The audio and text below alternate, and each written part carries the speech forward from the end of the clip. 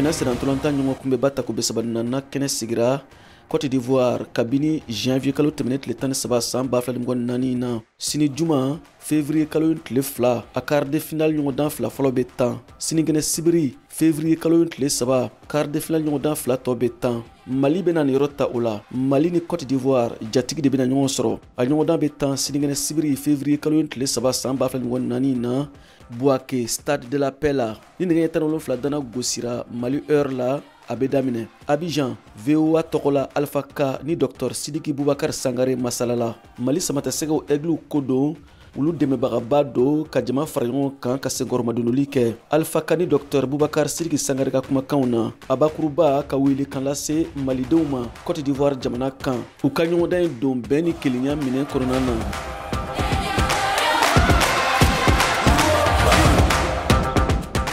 Docteur ini ɲatuma Ambanchi Coupe d'Afrique ni o ye sena ntolanta ye o be sena ni wati na Côte d'Ivoire I be ka Mali samatasego ye cogo di ɲina Malo ye bolanta ko an ka défense u y'a maîtriser ka ɲɛ milieu aussi la même chose. Franchement, nous continuons à attendre à Kachala fait Mali son coupe. Vraiment, équipe ni kain et puis baro kafo dessous de vous kono quoi. On peut ka jeune dessous di. Kafoko Mali Malika Korba Boko. O kuma koro yoy. Na o blanc kuna do antitaroshi. Mo koro ulu e jeune koro de o be to jamono kan kono blu kuna. Fukaro ka fode nunu ivora ngan ku bachide furuku doni be an ba yi bololo sanfɛ yala wolikan jumɛn min bolo a se Mali chifion o bɛɛ lajɛlen ma minnu sigilen bɛ Abidjan ya ani Côte d'Ivoire dugubaw bɛɛ la kra chifi a kra chije Mali mana kɛ cogo cɛ fara muso kan u ka dɔn ka fɔ Mali ni Côte d'Ivoire ani bɛɛ jamana kelen de Mali ni Côte d'Ivoire bɛɛ fa la an bɛɛ ba la ballon dɔrɔn de don ɲɛnajɛ de don n'an bɛ taa ɲɛnajɛ la fanga dɔ ka fɔ ko an n'an balimaw de bɛ ka taa ɲɛnajɛ la an nana an balimaw de fɛ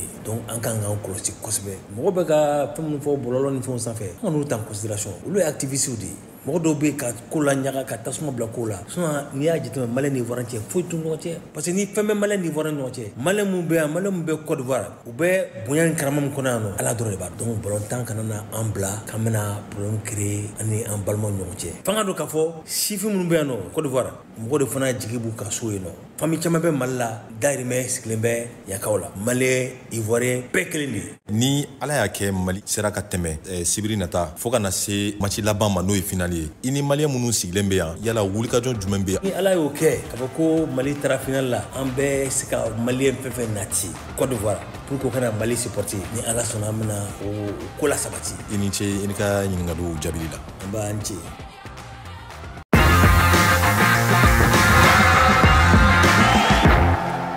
halisa kan Côte d'Ivoire kɛnɛ kan ka kuma di Mali farikolo ɲɛnajɛ kunnafonidila Baba Sisuma ma a bɛ kuma n'an ye Mali forobatɔn degeli karamɔgɔ Eric Sekou Chel ka fɛɛrɛw kan min y'a to a sera nin hakɛ la n'o ye quart de finale ye ni ko in ka kuma Eric Sekou Chel ka management ka ka gestion tactique kan a fɔli ka nɔgɔ a ndolatan 4 min n'a y'a kɛ 3 matchs de poule ani 8e de finale I b'a ye a ka schéma a ma jɛngɛ a kɔrɔ n'o ye 4-4 en losange tuma dɔw la a daminɛ bɛ gɛlɛya bolo mais an y'a ye n'a gɛlɛyala cogo cogo a bɛ positionnement wɛrɛ kɛ an b'a fɔ min ma ko adaptabilité c'est-à-dire a b'i kɛɲɛ ni adversaire taabolo ye n'a ka système fɔlɔ ma marché n'o kɛra généralement a bɛ ɲɛ par exemple contre Afrique du Sud ayiwa a ye bi fila sɔrɔ ka don gɛlɛyaw nana sɔrɔ a kɔnɔ mais ballontan banna fila ni kanangulu la a ma bi ta contre Tunisie a gɛlɛyala a daminɛ la kosɛbɛ ayiwa fo ka n'a se a ye yɛlɛmali dɔ kɛ Namibita fana kɛra o cogo kelen la mais a joueur caman de don Eric Sekou Chel y'a jira k'ale mɛna match kelen kama a nana compétition de kama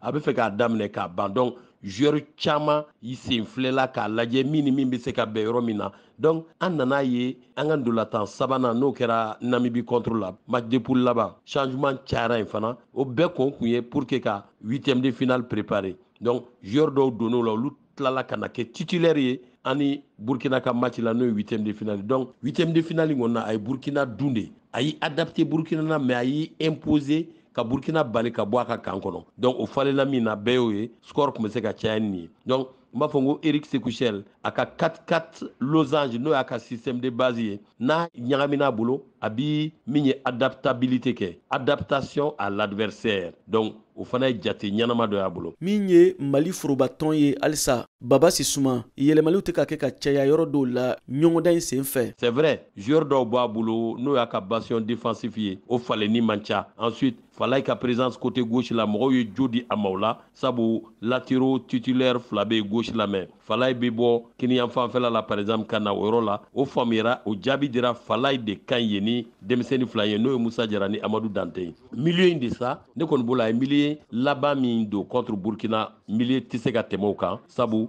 o yɛlɛma kɛcogo kɔni an bɛɛ y'a ye kɛnɛ kan camancɛ kɛlɛ de la an ye Burkina Faso dun wa nin camancɛ in ne o bɛ taa Mohamed Kamara camancɛ la ka taa se min ye Lassana Coulibaly ka taa se Amadou Aïdara Doudou ma ni ka Kamori Doumbouya fara kan ni milieu ka flexibilité a n'a ka mouvement kɛcogo a ka gɛlɛ équipe ka se ka fiɲɛ sama camancɛ la Mali bolo donc pour moi ne bolo Eric Sékouchel a b'a ka chemin kan a bɛ varier selon les adversaires mais a bɛɛ la wasa bɛ ka d'a ma.